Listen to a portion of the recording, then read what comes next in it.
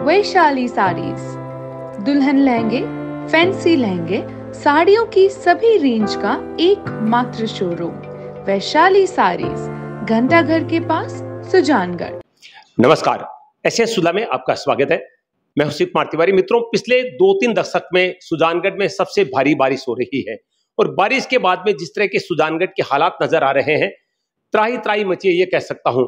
और खास तौर से अभी जो मुद्दा गरमाया है उसमें आपने देखा कि नगर परिषद एनके लोहिया स्टेडियम की दीवारें टूटने के बाद में पूरा जो स्टेडियम है वो तालाब बन चुका है और कल तो नीलोफर गौरी जी के नाम से एक झील का उद्घाटन हो गया है। तो तमाम मुद्दों पर बातचीत करने के लिए सभापति नीलोफर गौरी जी हमारे साथ हैं, उनसे बातचीत करेंगे।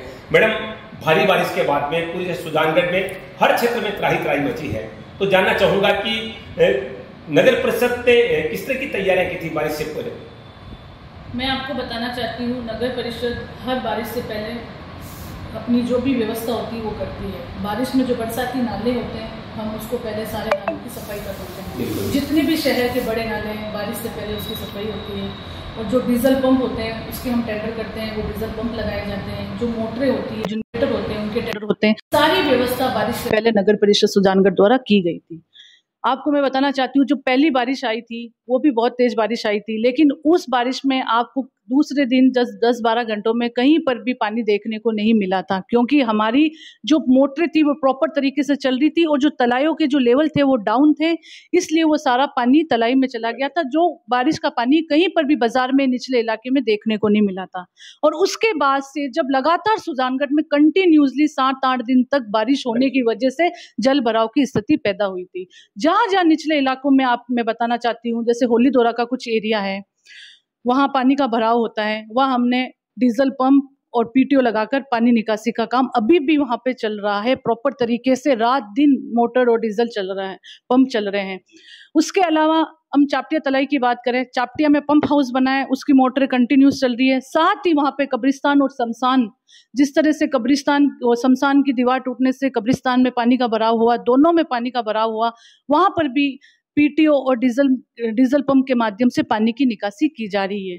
और जमालपुरा की अभी भी मैं वहाँ मौका जाकर देख कर आई हूँ, जिस तरह से वहाँ पानी का भराव था, क्योंकि वो एरिया ऐसा है, सुजानगढ़ का जो थोड़ा बहुत पानी है, बारिश का पानी वहाँ जाता है और वहाँ के जो जनप्रतिनिधि है वो अपनी तरफ से कोई व्यवस्था नहीं करते हैं, क्योंकि वो ग्रामीण क्षेत्र में आता है। लेकिन सुजानगढ़ नगर परिषद ने वहाँ पर भी अभी भी व्यवस्था कर रखी है। वहाँ पंप हाउस बना और डीजल पंप पीटीओ लगा रखे। पहले जितना पानी था वहाँ से अभी भी पानी बहुत डाउन हो चुका है। आप गेनानी की बात करो तो गेनानी में भी प्रॉपर तरीके से मोटर चल रही है। आपको शिव जी, आप बहुत पुराने, आपको पता होगा, जब पहले कुछ टाइम पहले, कुछ साल पहले गेनानियों में बाजार में बारिश आती थी, 3-3, 4-4 दिन तक पानी नहीं निकलता था। और अब उसका जो समय हो गया है, जो 10-12 घंटों में पानी की निकासी हो जाती है। जब कंटिन्यूस बारिश आती है तो आपको पता है पानी को तो रास्ता चाहिए होता है, भराव होता है, जाता है, निकलता है, समय लगता है, क्योंकि अपने यहाँ पर सिर्फ तलाइयों के माध्यम से ही और संसाधन डीजल मोटर पंप के माध्यम से ही अपन पानी निकाल सकते हैं। यहाँ पे कोई बड़ा ड्रेनेज सिस्टम नहीं है, बड़े नाले नहीं है ताकि वो फास्ट पानी निकल सके। जिस तरह से सुजानगढ़ नगर परिषद के कर्मचारी रात दिन एक करके, आप भले रात में भी जाओगे आपको कर्मचारी मिलेगा, हर डीजल पंप चालू मिलेगा। ऐसे बहुत से इलाके, चापटिया तलाई की, होली दोरा की, जमालपुरा की, गौशाला के पास भी अभी वहाँ पंप लग रहे हैं। अपने नाथो तालाब पाल के पास भी पानी का भरा, वहाँ पर भी मोटर डीजल पंप जो भी है वहाँ लग रहे हैं। गेनानी की मोटर प्रॉपर तरीके से चल रही है। लेकिन सबसे बड़ी समस्या रह रही है कि बारिश का लगातार होना, इसलिए निचले क्षेत्रों में पानी का भराव होना, और जितने भी संसाधन हमारे पास थे हमने कहीं से भी मंगाए और हमने वहाँ पर लगाए हैं ताकि पानी की निकासी हो सके। आपकी बात से मैं पूरी तरह से सहमत हूँ। सबसे बड़ी बात, अभी जो वीडियो एसएन पे वायरल हो रहा है स्टेडियम की दीवार गिरे लगभग 3 साल हो गए हैं, और इस बार जो स्टेडियम में पानी भरा है, चारों तरफ जो दीवारें टूटी उसके कारण भरा हुआ है। नगर आपके ऑफिस के बिल्कुल बगल में है, यूं कहे तो स्टेडियम की जगह ही आपका ये नगर परिषद भवन बना हुआ है और आपका मकान भी उसी वार्ड में पड़ता है, तो इसकी तरफ ध्यान क्यों नहीं दिया? अभी तक दीवारें तक नहीं बनेगी, जगह इतना बड़ा एकमात्र स्टेडियम है सुजानगढ़ का। मैं शिव जी ये बताना चाहती हूँ कि आप बता रहे हो कि बारिश, दीवार टूटने की वजह से पानी भरा है। हमेशा स्टेडियम में पानी बढ़ता है, क्योंकि कम बारिश होती है तो मिट्टी पानी को सोख लेती है, और इस बार लगातार बारिश मैं आपको बताने, कुछ लोग अपनी राजनीति दिखाने के लिए हमें, हमारी प्रायोरिटी वहाँ रहती है, जैसे ऐसे स्थान जो लोग घरों से बाहर नहीं निकल पा रहे हैं, जो लोग अपने कमाने के लिए, अपने पेट भरने के लिए धंधे पे नहीं जा पा रहे हैं, हमारी प्रायोरिटी वहाँ है। जैसे जमालपुर है, गोलीडोरा के कुछ एरिया है, शमशान घाट, कब्रिस्तान, जहाँ पे लोग जा नहीं पहुँच रहे हैं, वहाँ पानी निकालने की पहली प्रायोरिटी है, ना कि खाली मैदान में। हाँ, आप बात करो स्टेडियम की दीवार की, तो दीवार का पूरा हमने इसका एक डीपीआर बनाई थी। जो डीपीआर का जो बजट है वो कुछ नगर परिषद के पास अभी फंड की कमी है, 2-2.5 करोड़ की इसकी डीपीआर बनी है। हमने राज्य सरकार को भी इसका प्रस्ताव भेजा है ताकि हमें इसका बजट दिया जाए ताकि हम इसका निर्माण करा सके। हमने पूरी एक इतनी सुंदर तरीके से इसकी डीपीआर बनाई है ताकि इसका निर्माण हो सके। अगर इसके रिपेयरिंग का काम है, दीवार का, विवार का, वो तो हम करा सकते हैं, लेकिन हम ये चाहते हैं कि एक सुंदर तरीके से बने। अगर गवर्नमेंट बजट नहीं देती है तो हम हमारे नगर परिषद बजट है थोड़ा बहुत जो भी करके इसका एक बार मेंटेनेंस का हम जरूर इसका काम करवाएंगे, क्योंकि आपको पता है अभी बारिश का समय है। बारिश के समय में हमारी प्रायोरिटी ये रहती है कि निचले इलाकों में पानी का भराव है, पहले वहाँ फोकस किया जाए, ना कि कोई खाली पड़ी जमीन पे।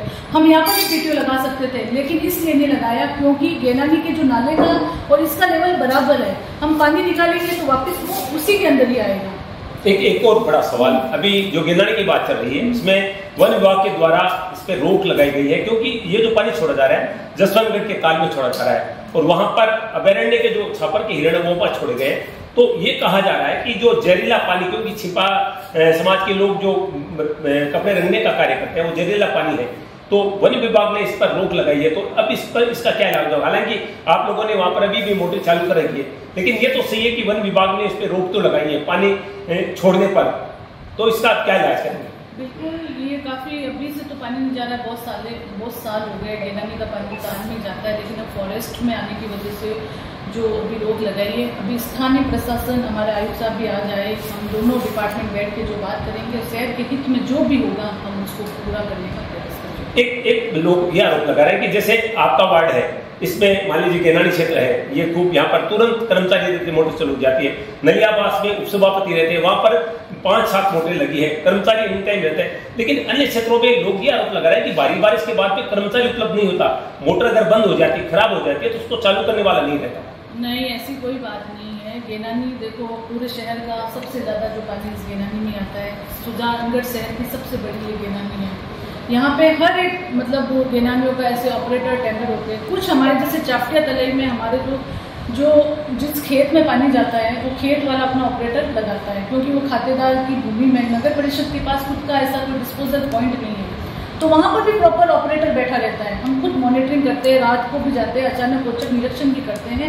और जो डीजल पंप है, अब वो पंप का है, बारिश इतनी थी, निचले इलाकों में पानी था, तो थोड़ी अव्यवस्था हो सकती है, लेकिन ऐसा नहीं है कि भाई कोई नहीं पहुंचा है। आप शिव जी रात को जाओ, देखो हमारे एसआई जमादार रात को 2-2 ढाई बजे तक हमें वीडियो भेजते हैं, कर्मचारी सब अपने स्तर पर काम कर रहे हैं, ऐसी कोई नहीं है। लेकिन बारिश ही कंटिन्यूसली आ रही थी, तो उसका अपन अब क्या कर सकते हैं।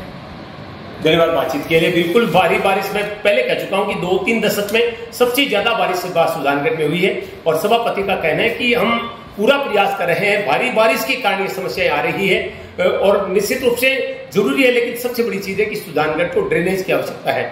जब तक ड्रेनेज यहाँ पर नहीं होगा, जब तक सरकार इस पर ध्यान नहीं देगी, तब तक ये समस्याएं मिटने वाली नहीं है। बारिश आती रहेगी, लोग यूं ही परेशान होते रहेंगे।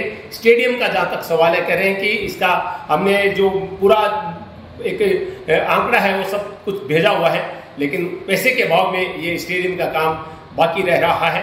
तो अभाव कहीं ना कहीं सुजानगढ़ में आड़े आ रहा है। तो उम्मीद करते हैं कि आगे जो व्यवस्थाएं हैं उसमें लोग परेशान नहीं होंगे।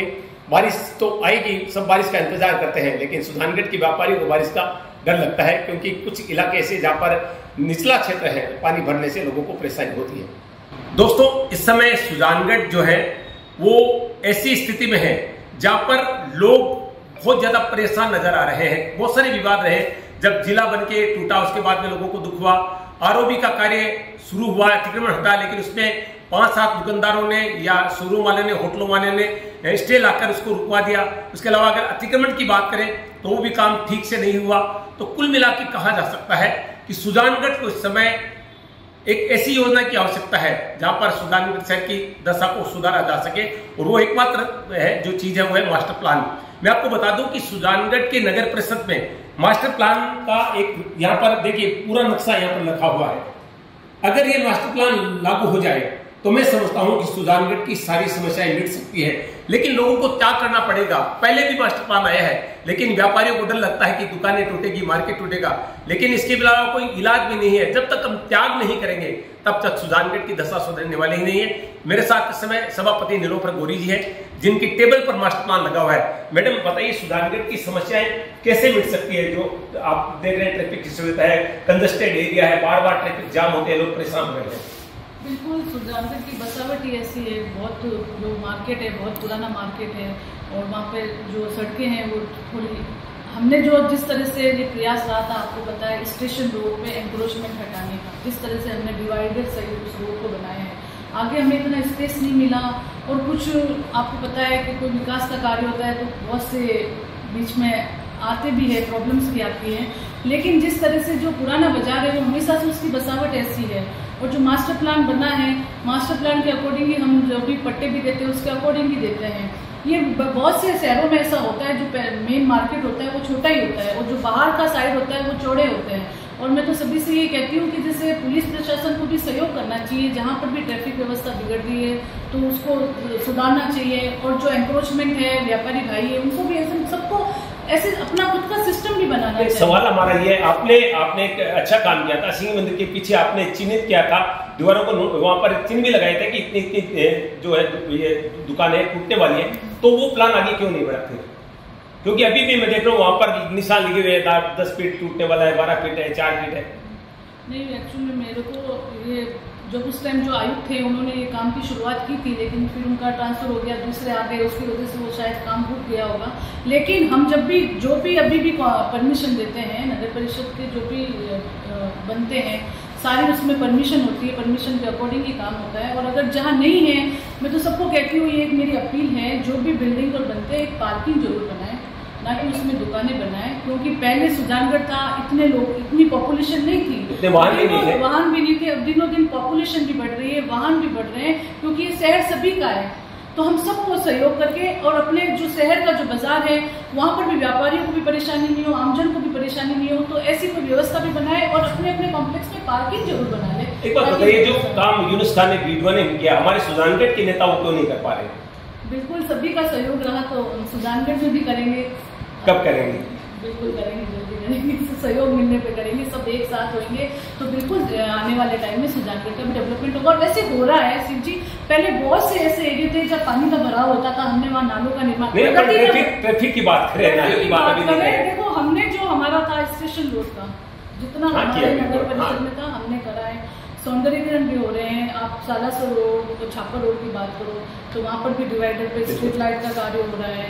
और वैसे जहाँ जहाँ प्रॉब्लम्स होती है, जब भी रास्ते डाइवर्ट करना पुलिस प्रशासन करता है, लेकिन ऐसे मैं आपको बताती हूँ ना, बहुत से शहरों में जहाँ मेन मार्केट होता है वो हमेशा ये जो मास्टर प्लान का नक्शा कब मिला यहाँ पर? ये एक्चुअल में हमने मास्टर प्लान और लेआउट की आपको मैं बताना चाहती हूँ। जब प्रशासन शहरों के संग अभियान चला था तो अभियान में हमें मास्टर प्लान के अकॉर्डिंग ही पट्टे देने होते, इसलिए हमने मास्टर प्लान बनाया था।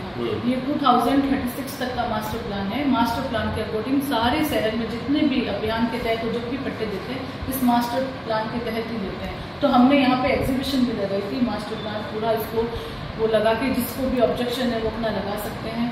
और ये मास्टर प्लान बना था और हमने सुजानगढ़ शहर में जो पट्टे दिए इसके मास्टर प्लान के अकॉर्डिंग। व्यापारियों से बातचीत हुई इस मास्टर प्लान के बारे में कि इसको कैसे लागू किया जाए? मास्टर प्लान ये एक्चुअली अभियान 2021 में शुरू हुआ था, जब नगर परिषद द्वारा इसको पूरा यहाँ पे चस्पा किया गया था।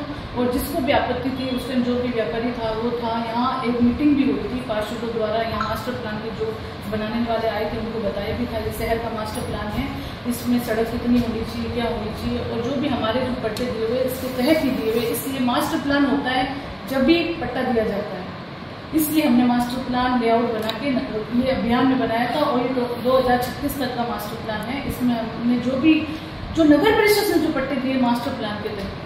धन्यवाद बातचीत के लिए। तो उम्मीद करते हैं कि इस तरह का मास्टर प्लान अगर सुजानगढ़ के अच्छे लोग, अच्छे व्यापारी मिलकर त्याग की भावना के साथ अगर मास्टर प्लान के अनुरूप सुजानगढ़ की सड़कों को बनाया जाए और अतिक्रमण घटाया जाए तो सुजानगढ़ की दशा सुधर सकती है। और हर व्यक्ति चाहता है कि जिस तरह से सुजानगढ़ की वर्तमान स्थिति है, ट्रैफिक का कारण लगातार लोगों को बाधा आ रही है, वो तभी घट सकती है जब कोई इच्छा शक्ति वाला नेता है और त्याग करने वाले लोग सुजानगढ़ के आ गए तो मास्टर प्लान लगने के बाद सारी समस्याएं दूर हो सकती है।